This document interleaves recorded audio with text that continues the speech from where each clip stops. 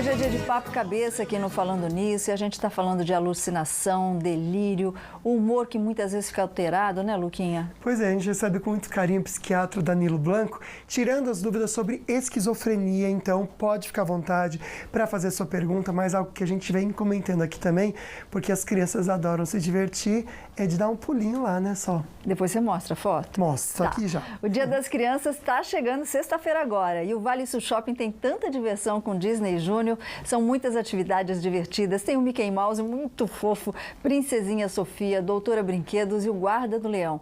O evento, gente, é de graça para crianças até 12 anos e acontece até o dia 14 de outubro na Praça de Eventos do Vale Sul Shopping. Dá uma olhadinha nos sobrinhos do Luquinha brincando. Pode pôr, Gabi. Você consegue espelhar, Gabi, por favor? A Lívia, ela estava de Doutora Brinquedo aqui, estava adorando também.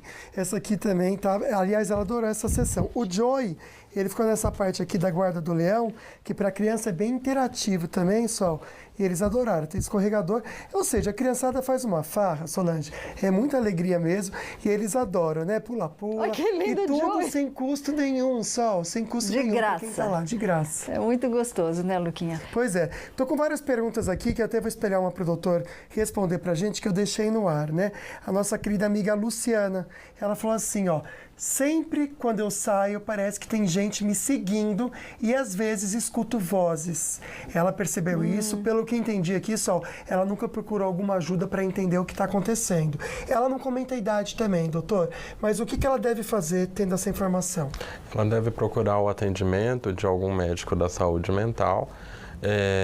Em São José, a gente tem o Núcleo de Apoio da Saúde Mental, que tem CAPES, que tem todo esse suporte pela rede, para que a gente investigue se isso é um transtorno de personalidade paranoide, se são sintomas depressivos, se são sintomas de bipolaridade e até se isso seria esquizofrenia. Não parece pela organização do discurso, pela forma com que ela se preocupa com isso. Porque é uma característica da esquizofrenia perder a razão em relação à preocupação com o que está acontecendo. Porque é tão real que a pessoa, na verdade, ela acha acredita. que é real mesmo e pronto, né? Exatamente, ela passa a viver outra realidade. Interessante. Sol, tem uma participação agora da Alexandra Almeida, que está aqui com a gente ao vivo. Boa tarde, Alexandre. Pode fazer sua pergunta, querida. Boa tarde. Eu gostaria de saber que quem tem mãe que é esquizofrênica, a gente também é hereditário? Ótima pergunta. Pode ser hereditário, doutor? A gente não tem uma causa definida da esquizofrenia. A gente tem várias hipóteses do que pode causar. A mais provável é que seja uma alteração do sistema mesolímbico, mas há uma relação muito grande entre herança genética e esquizofrenia.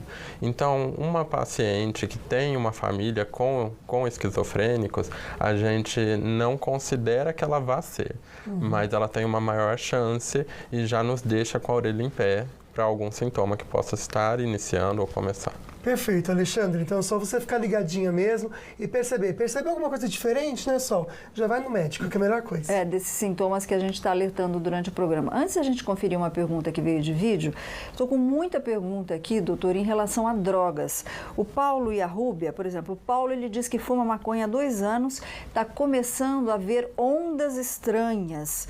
E isso acontece o dia inteiro. Agora, antes ele não acontecia. E ele até brinca, até diminuiu o uso da maconha. E a Rúbia diz que, pergunta se uma pessoa que usa droga tem muito mais probabilidade de desenvolver a esquizofrenia, doutor. Como eu falei, a gente não tem uma causa definida da doença, mas a gente acredita que tem um fator genético. Então, se eu tenho esse fator genético, como eu teria para o câncer ou para qualquer outra doença, eu preciso de um gatilho para que ele venha aparecer. Se eu tenho uma genética para o câncer de pele, se eu tomar sol, eu vou ter mais chance de ter câncer de pele. A gente sabe que drogas que causam alucinação, a gente faz um grande parêntese aí para a maconha, porque a ideia de que ela não faz mal, que ela não... É uma coisa que ainda vai ser discutida sobre a liberação. A gente sabe que o uso dessas drogas podem precipitar um surto esquizofrênico. Então, essa pessoa que começou a ter alucinações quando não está em uso da droga, ela precisa procurar ajuda. Perfeito, doutor. Tem perguntinha de vídeo, sim. O Helder Lincoln mandou pra gente. Vamos lá. Boa tarde, Solange. Boa tarde, Lux. Minha pergunta é o seguinte.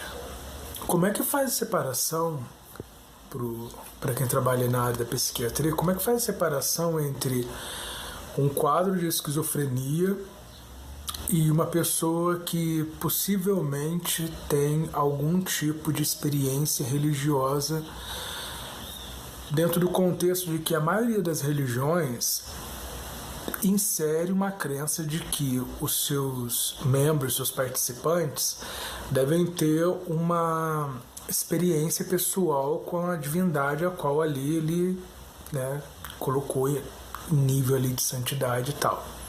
E que essa divindade também se comunica com esse ser humano, através de visões, através de falas, né, e tal, que apenas aquela pessoa que professa aquela fé tem. A minha pergunta é essa linha é tão tênue assim, a tal ponto de que uma experiência religiosa pode também estar sendo mascarada por uma esquizofrenia? Excelente pergunta. Essa pergunta é muito interessante, inclusive nessa época de eleição, que tem a história do paciente que atacou o Jair Bolsonaro e diz que foi amando de uma voz e que ouvia essas coisas.